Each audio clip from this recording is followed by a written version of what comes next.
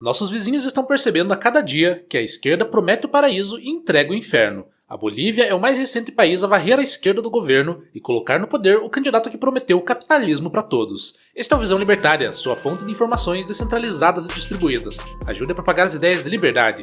Deixe seu like e compartilhe com seus amigos. Um artigo seu pode virar vídeo aqui também, sabia? Este artigo foi escrito por Matheus Alencar, revisado e narrado por Gordinho Caipira. Pois é, parece que o vento começou a soprar do outro lado na América Latina. Enquanto o Brasil insiste em remar contra a maré, a vizinhança começa finalmente a acordar do longo pesadelo vermelho que a assombrou nas últimas décadas. A eleição de Rodrigo Paz na Bolívia, esse nome que talvez até pouco tempo atrás pouca gente aqui no Brasil conhecia, é mais do que uma simples troca de presidente. É um símbolo de mudança, um sinal de que o povo boliviano cansou da velha retórica socialista, das promessas revolucionárias que só geram miséria e dos messias de palanque que se dizem do povo, mas vivem do dinheiro do próprio povo. Rodrigo Paz, filho de ex-presidente e herdeiro de uma tradição política moderada, venceu as eleições com um discurso de centro-direita. E não, ele não é um libertário, nem mesmo tão de direita quanto gostaríamos. Mas convenhamos, diante do que a Bolívia viveu nos últimos 20 anos, qualquer passo na direção da liberdade econômica e do respeito à propriedade privada já é um salto gigantesco.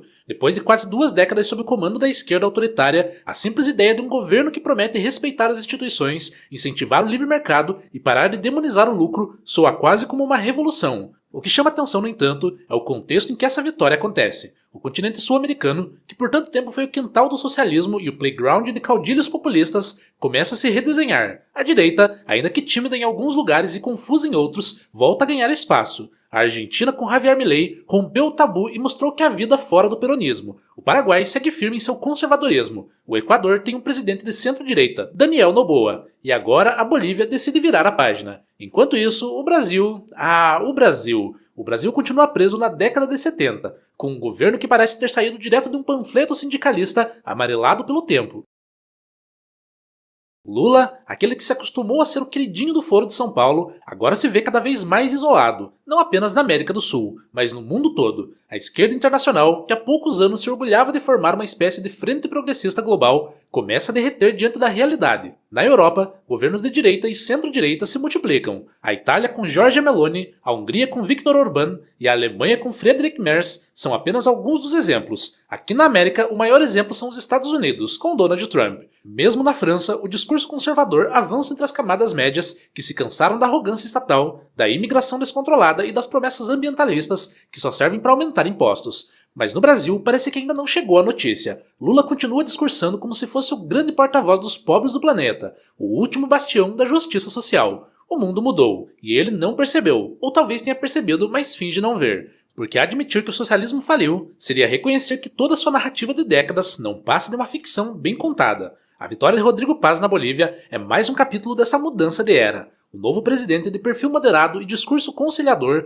promete estabilidade econômica e diálogo, 2 palavras que, traduzidas do dialeto político boliviano, significam chega de estatismo e de aventuras populistas. É claro que Paz não é um anarcocapitalista, longe disso. Ainda defende a presença do Estado em áreas-chave, ainda fala em programas sociais e proteção aos vulneráveis. Mas veja bem, o simples fato de defender o equilíbrio fiscal e de não tratar empresários como criminosos já é um sopro de sanidade. E convenhamos, sanidade é o que mais falta por aqui. No Brasil, o governo parece ter se especializado em perseguir qualquer um que pense diferente. O STF, esse verdadeiro superpoder não eleito, age como um comitê de salvação do regime. Cada decisão judicial, cada censura travestida de proteção à democracia é um lembrete de que vivemos num estado onde a lei serve ao príncipe e não ao cidadão.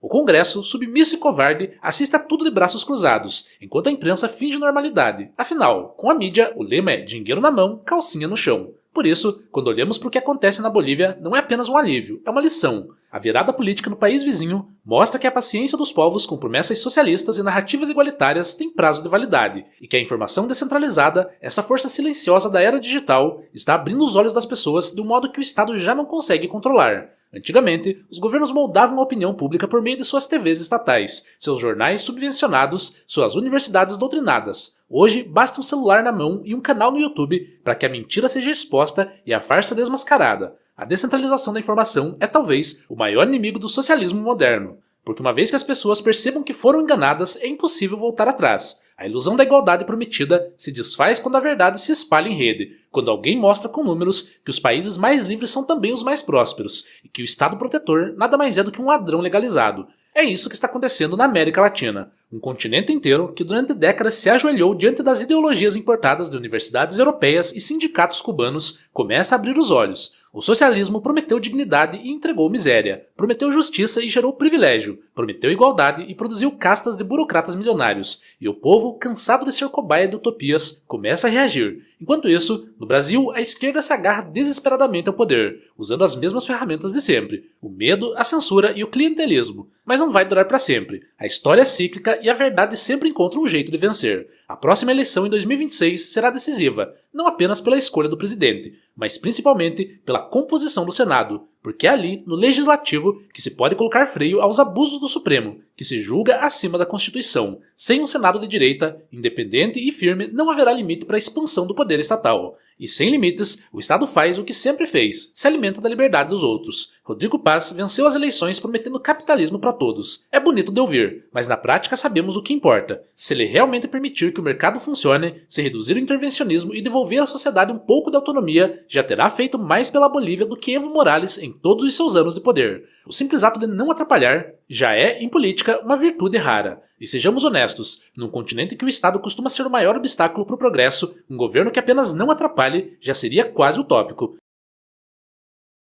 Mas a lição que fica vai além das fronteiras bolivianas. O crescimento da direita pelo continente é, em essência, um reflexo de algo maior, o cansaço global com o fracasso da esquerda. O mundo inteiro começa a perceber que não há almoço grátis, que redistribuir riqueza é apenas um nome bonito para roubar o que é dos outros. As pessoas estão percebendo que liberdade individual, propriedade privada e responsabilidade pessoal não são privilégios burgueses, mas os únicos caminhos possíveis para uma sociedade justa e próspera. E isso está acontecendo não porque governos ensinaram, mas porque a informação descentralizada permitiu que as pessoas aprendessem sozinhas. É por isso que a direita precisa aprender com a esquerda em um ponto específico: cooperação internacional. Sim, a esquerda é mestre nisso. Seus líderes, ONGs e fundações se ajudam mutuamente, trocam narrativas, compartilham estratégias e financiam causas comuns. A direita, em contrapartida, ainda opera como se cada país fosse uma ilha.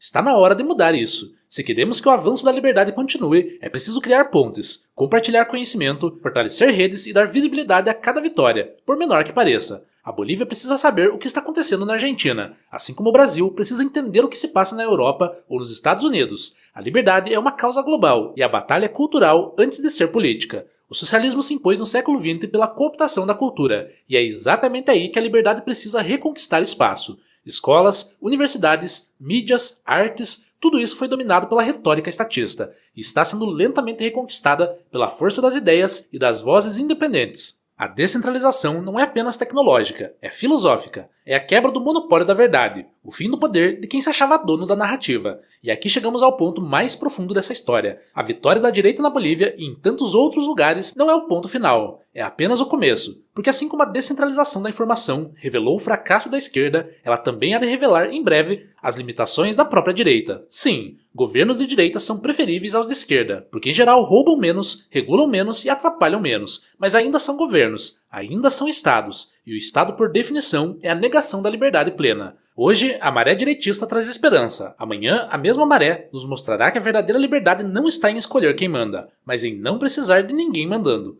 O libertarianismo, esse ideal tão ridicularizado pelos estatistas de todas as cores, é a consequência lógica de uma sociedade que aprendeu a pensar por si mesma. Quando as pessoas entenderem que não precisam de um salvador, nem de um protetor, mas apenas do direito de viver em paz, de trabalhar, de negociar e de ser donas de si, então o ciclo estará completo. A Bolívia pode ter dado apenas o primeiro passo, mas é um passo na direção certa. Enquanto isso, o Brasil insiste em caminhar para trás, tropeçando nos próprios burocratas. Talvez ainda demore um pouco, mas a verdade é paciente, e quando ela chega, chega para ficar. Por ora, celebramos a vitória de Rodrigo Paz como um sopro de ar fresco no continente cansado da fumaça socialista. E lembremos, a informação descentralizada libertou o mundo da ilusão de que a esquerda era a solução. Em breve, essa mesma força há de libertar o mundo da ilusão de que o Estado é necessário. E aí, meu amigo, quando esse dia chegar, nem Lula, nem Milei, nem Paz, nem nenhum outro político terá mais o poder de decidir por nós. porque seremos finalmente donos de nossas próprias vidas. Obrigado pela audiência. Este é um canal colaborativo. Participe você também.